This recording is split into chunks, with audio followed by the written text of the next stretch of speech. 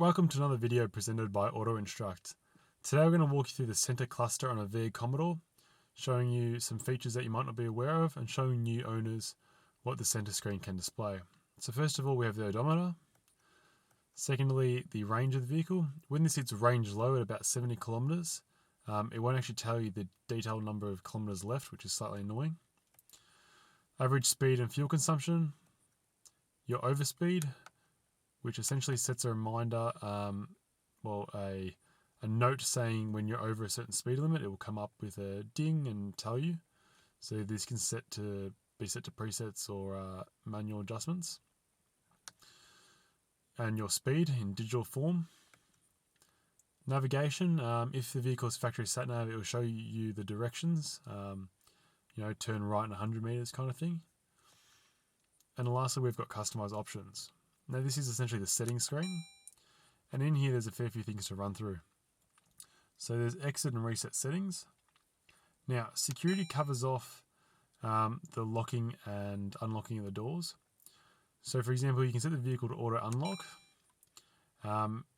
at key out or at driver's door only if when you pull the key out of the ignition. That's what that's referring to. So all doors or just the drivers. Now, because it's a manual, it's vehicle, it's saying key out. In automatics, I believe it's when it goes into park, or you can turn it off. It can automatically lock the vehicle at speed, which is what I set mine to. So after you hit about 10 k's an hour, it locks itself. Flashing the indicators when you lock the car, so that's on. And also beeping the horn when you lock the car. Flashing again the indicator lights when you unlock the vehicle versus locking them up here. Two-stage unlock. So this essentially allows you to, when you hit the unlock button on the remote, it only unlocks the driver's door.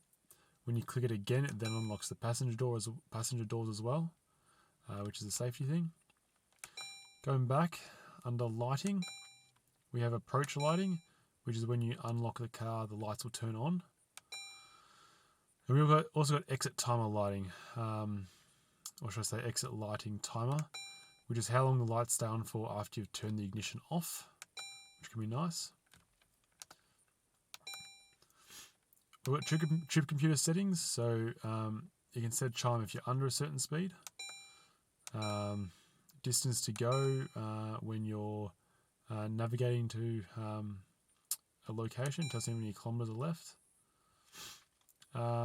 Distance to go default 500 kilometers. So you can actually configure this, and it does display a screen.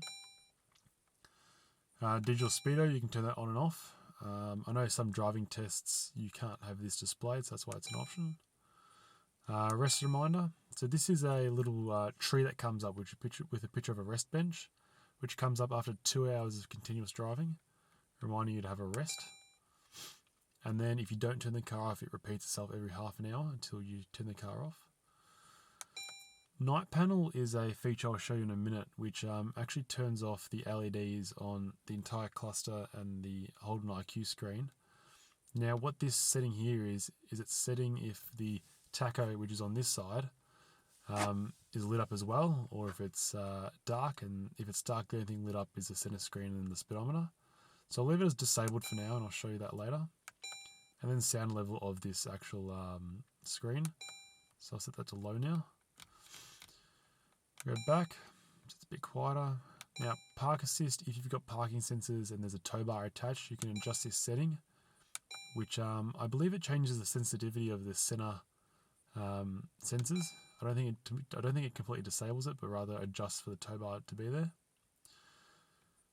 Then lastly, we've got navigation. So if you've got factory sat nav, you can have the pop-ups. So essentially, when you might be on the speedometer screen and it thinks you need to make a turn, it'll pop up saying turn left in 100 meters. And if you actually wait on the screen, it explains the each option in detail, as you can see here, which is nifty if you ever need a proper explanation rather than mine. Speed limit warnings. So if you're going over a certain speed, so the nav thinks the road's 60 and you're going over 60, will pop up. You can also flash your speed if you're speeding. So let's go down speed limit flash at certain speeds. So if you're over, let's say 10 k's an hour over the speed limit on the road, which is 60. So if you're doing 70, the speedo will start flashing, or you can do it at the speed limit. So if you're going over 60 in a 60 zone, it will start flashing at you. And that's it. And that's all the options that you have in the center cluster. And I'll show you as well the night panel now. So every VE Commodore's got two buttons down here that change the brightness of the cluster. So by holding one down, it brings the brightness down, and holding positive brings the brightness back up. Now that night panel mode is a pretty cool feature for when you're driving at night and you want to reduce the strain in your eyes. By holding down both these buttons, it would dim a certain portion of the cluster, like so. So just coming around to the front now, what it's done now is it's dimmed out the tacho coolant temperature and fuel gauge. Now that option before about turning the tacho on or off would keep the tacho lit up and dim everything else. And it also actually turns off the Holden IQ and all the center console lights.